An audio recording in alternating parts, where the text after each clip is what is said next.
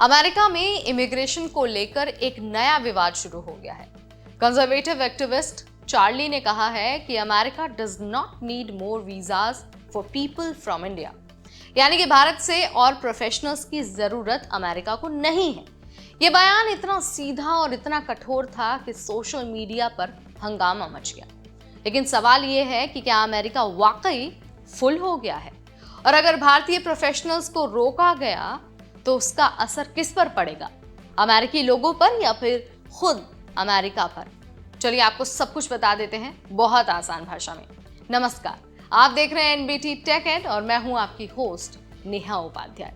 वही चार्ली ने ये बयान तब दिया जब ये चर्चा हो रही थी कि यूएस इंडिया ट्रेड टॉक्स में प्रोफेशनल्स के लिए ज्यादा वीजा शामिल किए जा सकते हैं। चार्ली ने इसे अपोज करते हुए कहा कि वी आर फुल, और ये भी कि इंडियन इमिग्रेशन से अमेरिकन जॉब्स खतरे में है। अब ये बात सिर्फ एक पॉलिटिकल स्टेटमेंट नहीं है, ये एक ऐसी कम्युनिटी को टारगेट करती है जिसने यूएस की इकोनॉमी, टेक्नोलॉजी और इनोवेशन में बहुत बड़ा योगदान दिया है, यानी कि Indian community. Health care, IT, engineering और सिलिकॉन वैली, हर जगह भारतीय प्रोफेशनल्स बैकबोन की तरह काम कर रहे हैं और काम करते आए हैं। अब मान लीजिए अगर इस तरह की सोच पॉलिसी में बदल जाती है तो असर सीधा नजर आएगा। यूनिवर्सिटीज में एनरोलमेंट्स गिरने लगेंगे क्योंकि हर साल हजारों इंडियन स्टूडेंट्स अमेरिका में आकर स्टेम फील्ड्स में पढ़ाई करते हैं।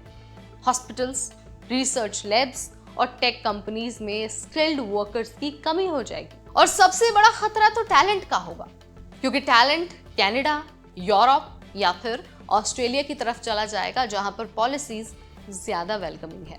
इससे एक मैसेज तो साफ जाएगा, you are not welcome here, और इसका नुकसान सिर्फ स्टूडेंट्स या फिर इंडियन प्रोफेशनल्स को नहीं होगा, बल्कि यूनिवर्सिटीज और कंपनीज भी बुरी तरह से प्रभावित होने वाली हैं। चार्ली कहते हैं कि इमिग्रेशन जॉब्स छीन लेता है, लेकिन स्टडीज तो बार बार ये दिखाती हैं कि स्किल्ड इमिग्रेंट्स जॉब्स छीनते नहीं हैं, बल्कि नई अपॉर्चुनिटीज बनाते हैं।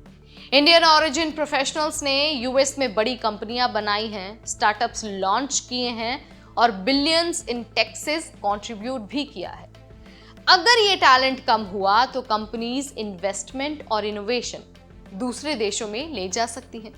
मतलब चार्ली जिस इकॉनमी को प्रोटेक्ट करना चाहते हैं उसी इकॉनमी को लॉन्ग टर्म में कमजोर कर देंगे। एक और पॉइंट यहाँ पर समझना बहुत इंपॉर्टेंट है। पॉइंट ये है कि वीजा को ट्रेड टॉक से जोड़ना। इमिग्रेशन और ट्रेड अलग अलग एजेंसीज हैंडल करती हैं, इन्हें मिलाने से सिर्फ कंफ्यूजन ही पैदा होगा। यूनिवर्सिटीज, बिजनेसेस और फैमिलीज सभी अनसर्टेनिटीज में फंस जाएंगे और दुनिया भर में यूएस की इमेज भी खराब हो जाएगी। असल प्रॉब्लम जॉब्स की कमी नहीं है, बल्कि outdated education systems, stagnant wages और अंडर फंडेड ट्रेनिंग प्रोग्राम्स हैं। ये मुद्दे इमिग्रेंट्स की वजह से कतई नहीं है। तो भाई सच्चाई ये है कि अमेरिका अभी फुल नहीं है, बल्कि स्किल्ड वर्कर्स की भारी कमी है। इंडियन प्रोफेशनल्स न सिर्फ गैप्स को फिल करते हैं बल्कि अमेरिका को कॉम्पिटिटिव भी बनाए रखते हैं। चार्ली जैसे बयान शॉर्ट टर्म पॉलिटिक्स के लिए शायद अच्छे हों, लेकिन लॉन्ग टर्म में ये यूएस की इकोनॉमी, इनोवेशन और ग्लोबल स्टैंडिंग को कमजोर कर देंगे। आप मुझे बताइए, आप क्या मेरी बात से ताल्लुक रखते हैं? आप क्या सोचते हैं? आपका क्या विचार है? Let me know in the comment section. इस वीडियो में फिलहाल इतना ही। Till then, this is me Neha Upadhyay signing of.